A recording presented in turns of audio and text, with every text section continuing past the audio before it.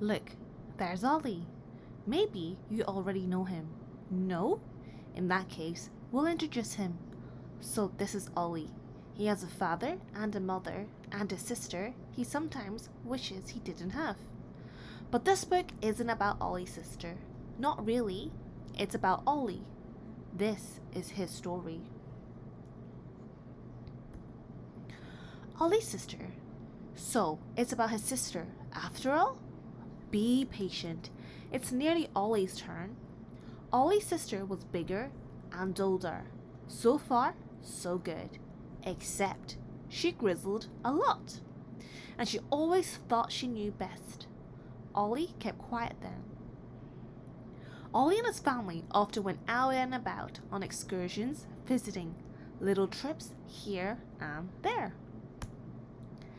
Happy family time, Ollie's mum called it. Sharing adventures, Ollie's dad added. Ollie's sister usually grizzled. If only I could have an ice cream. Ollie wouldn't have minded just once in a while, adventuring by himself, without a sister, without grizzling, without sisterly grizzles, but his mum might not have thought it was happy family time if he said that. So Ollie kept quiet and looked for a spot by the window. As the train went through the countryside, Ollie's sister began to yawn. Cows, she said. How dull. Then Ollie looked at his sister who always knew better. Ollie couldn't understand how a sister like that could be so wrong. Cow, he thought. Cows! Those were water buffalo. Snorting water buffalo with sharp horns and hooves. Ollie chuckled to himself. Hooves that could squash any sister, no matter how big she was. When they visited Grandma, Ollie's mom would take the car. Grandma lived in a village. No train stopped there, not even a bus. They usually went on a day when other people were driving. The nose-to-tail traffic moved so slowly, and Ollie's sister began to grizzle. Cars, she said, are such a dumb idea. Ollie looked at his sister who always knew better. He shook his head in disbelief. You might be older, he thought, and bigger, but you don't see clearly. Of course they weren't just ordinary cars. Of course not. They were part of a parade, a circus parade, with acrobats in red jackets. And a sea lion that was able to do more with its nose than his sister ever could, even if she tried. On Sundays they went sailing. Then Ollie's father stood at the helm. Oink, snortle, grunt, his father's sign. Fair wind, fair weather.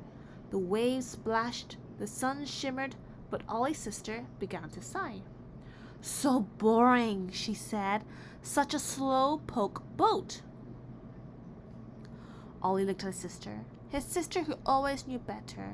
Actually, thought Ollie, I've got a very silly sister. A slow poke boat? A slow poke boat? Oink, snortle, grunt. A pirate ship, that's what it was, with super savvy pirates. Who knew exactly what to do with silly sisters?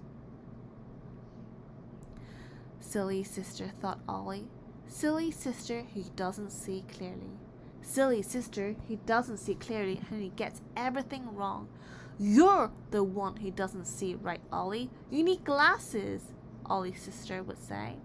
Well, there was one thing Ollie knew for sure. He didn't need glasses. But Ollie's teacher thought differently. She had a pointer. She had a bow. She had a very determined look. And she thought she was always right. She looked a bit like Ollie's sister. Ollie sat in the front row next to Bee, who sat beside Gus. Gus, Bee, Ollie. Their teacher pointed with a pointer. Perhaps she'll call on Gus, thought Ollie. Perhaps Bee. But their teacher did not call on Gus or Bee. She called on Ollie. Ollie stood up. He went to the board.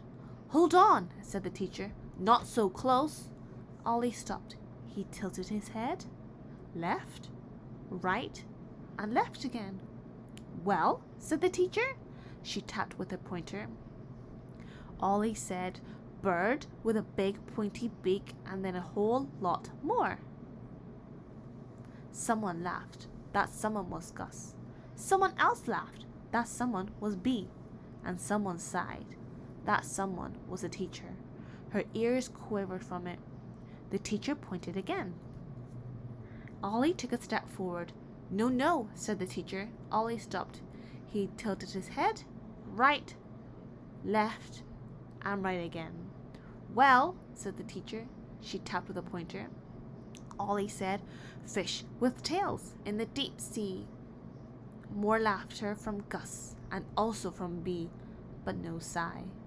The teacher put her pointer in a corner and said, Ollie, you need glasses. Ollie didn't think so. Of course not. But his mother did, and so did his father, and so did Ollie's sister, especially her. I knew it, she said. It was 4 against 1. You'll know he didn't get his way and where Ollie had to go. Better? Asked Ollie's mother. Better? Asked Ollie's father. Better? Asked Ollie's sister and his teacher. Ollie said nothing. His thoughts went back to the cows and the cars, back to the boat and the board in his classroom. Well, said Ollie. He frowned, he scratched, he pondered, until his face was positively puckered. Well? Asked Ollie's mother, Ollie's father, Ollie's sister, and his teacher. They held their breath. Well, no, because Ollie was sure, very, very sure that he didn't need glasses. At least, not all of the time.